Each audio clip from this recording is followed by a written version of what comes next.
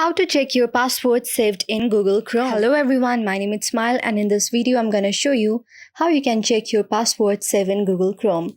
So to check it, first of all you need to go on the settings of your device. After doing that, you will see an home page like this. Now scroll down and down up until you see the option of Google. After you see the option of Google, tap on it.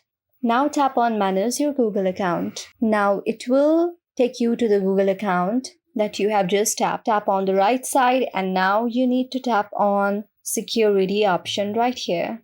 Tap on Security. Scroll down and down. Scroll down up until you will see the option of Password Manager. Tap on Password Manager. And now you will see all the applications and the passwords that you have saved on your device on this Google account.